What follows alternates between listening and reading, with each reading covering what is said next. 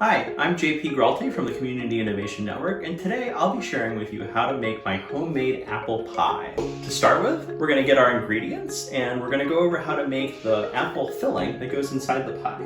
Then I'll do the crust later.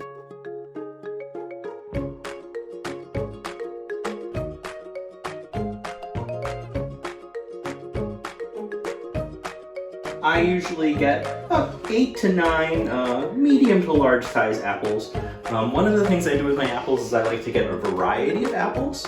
And so these are 3 Granny Smith apples. I usually try to incorporate Granny Smith, and then the other ones I just get a different variety of apples, whatever's available, and to kind of mix and mingle the apple flavors. I find that really helps the pie to come together, actually there's a funny story about how that came together that I'll share a little bit later. And so this mix for the apples consists of 1 cup of white sugar, half a cup of packed brown sugar. So it's a little bit more than half a cup really, but you gotta like pack it in there. Brown sugar. And this is a light brown sugar. I've also used dark brown sugar, it doesn't really matter. This is 4 tablespoons of all-purpose flour. This is half a teaspoon of cinnamon, a 1/4 teaspoon of nutmeg, and half a teaspoon of salt. And we just mix that all up. So I'm just going to show you how I peel and cut one of these apples, and then I'll cut for the rest. So I usually just take a little peeler like this and just go around and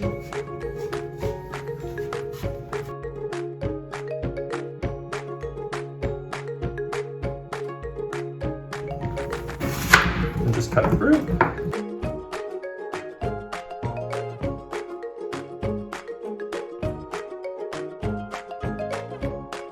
We've cut up our apples. This is a very apple-y apple pie. You'll notice that I've also mixed in the 3 different types of apples. When I first started making this recipe, I would usually use 1 type of apple, and then I actually tried to make this when I was in college, and we had the ingredients for baking, but not the apples. And so I asked some of my friends to just grab some apples out of the dining hall on their way out, and they were all different kinds. And when I made that pie, I think that was my freshman year of college, it turned out to be the best pie I had ever made. The flavors were really, really good and delicious. So that's why I use different kinds of apples. Apples that are all mixed together, the different kinds are not like all in one section or anything, all mixed together.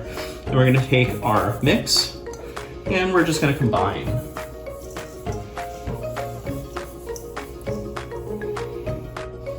And we're gonna give this a really nice mix.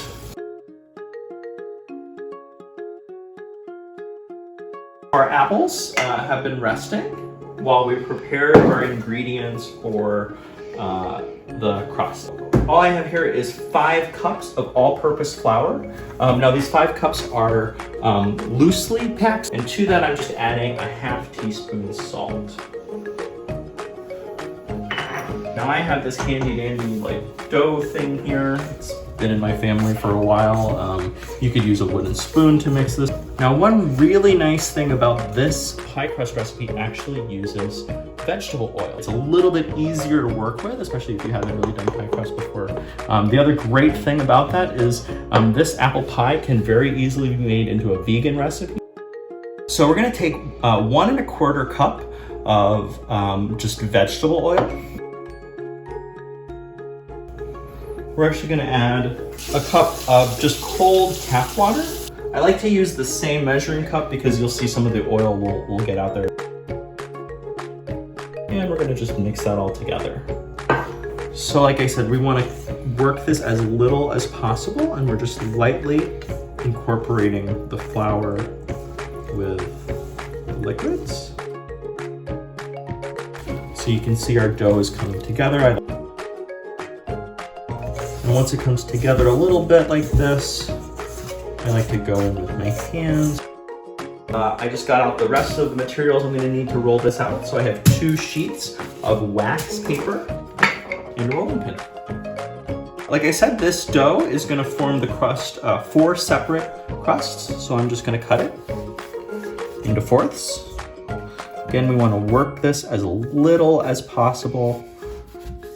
Don't need to weigh this or anything, just about even fourths. So I'm gonna take a fourth of the dough and I'm gonna set it on my wax paper here in the middle. And gently press this down.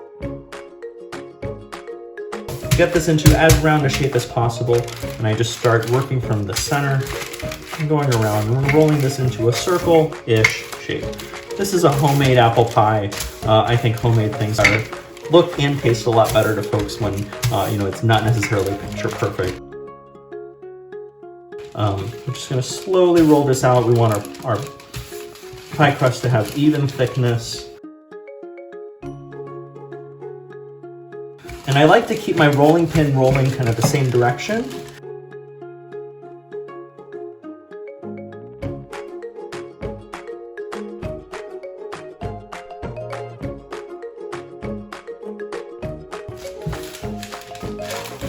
Once we have it to our liking, we're going to take off our top sheet of wax paper.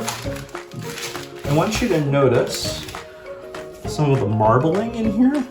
When you see that, it's a very good sign. That's why we're handling it as lightly as possible. That's how you know you're gonna end up with a flaky crust.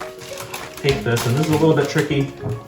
I like to kind of have, for the bottom one, have this kind of flip like that, and just flip it in. And then we'll slowly remove the other layer of wax paper.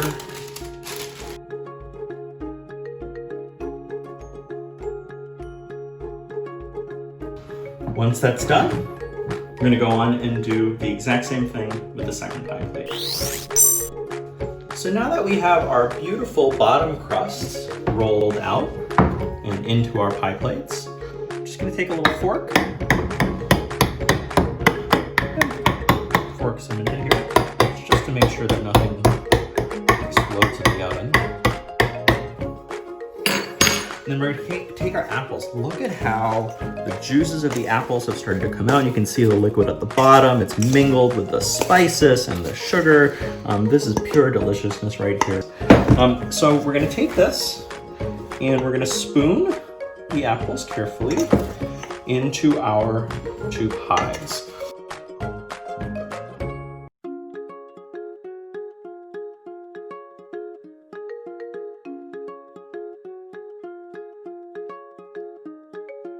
Making sure our apples are evenly distributed between the 2 pies.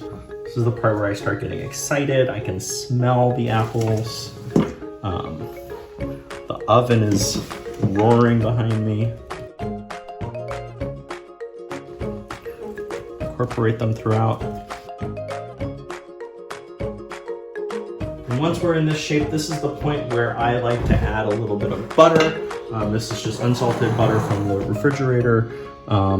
Like I said, this is not necessary by any means, but I think it adds a nice flavor.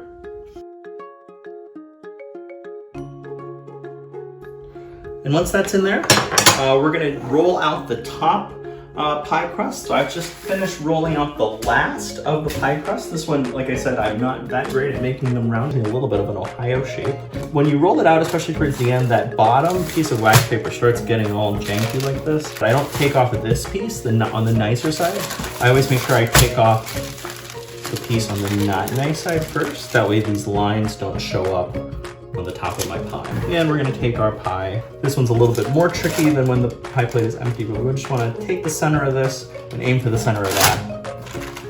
And we're just gonna take this off. And I'm just gonna pinch the 2 layers of pie crust together.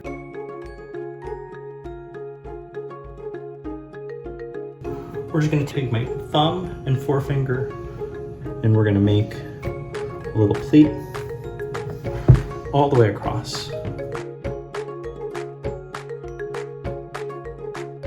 And the last thing we do, we take our fork, and again, this just allows some steam to escape while it's cooking in the oven.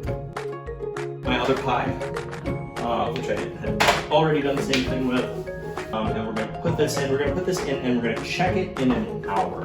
So we're gonna take the the pies, I like to put them on the bottom rack. We're gonna set our timer. We can do that for 1 hour. So the 1 hour timer just went off. The whole house smells like delicious apple pie. And we'll take a look at these. I just got these out of the oven. And I hope you can see from the video that there is nice like browner coloring, and it's this kind of nice like a light golden brown color. Since the pies are done and out of the oven, I'm gonna let these sit for a few hours. I usually like to let them sit overnight just so that it can come together, and so it needs to sit for maybe 3 or 4 hours before you cut into it right away. One really important thing about this apple pie recipe, we usually keep one pie for home, and other pie is probably going to be split up and dropped off safely to the rest of my team from the Community Innovation Network. This has been a how-to video from the Community Innovation Network. The purpose of these videos is based on the premise that we believe at the Community Innovation Network that every person has gifts to share with others. So this is a gift that I'm thrilled to share with you, and it's important for us to be able to share those gifts from one human being to another, particularly during this time of quarantine. And so this is an expression of that solidarity and community with each other. If you would like to make a how-to video or share a gift with others, please leave a message in the comments or get a hold of us, and we'd be happy to share that. Just to wrap things up, a special thanks to my wife, Christina Gralty, for being my videographer today. She's been really helpful at kind of following me around and getting all the shots in. And another special thanks to Shinwen Tsui, my coworker from the Community Innovation Network, who will be doing the editing and kind of post-production work on this video. Thanks so much. Have a wonderful day.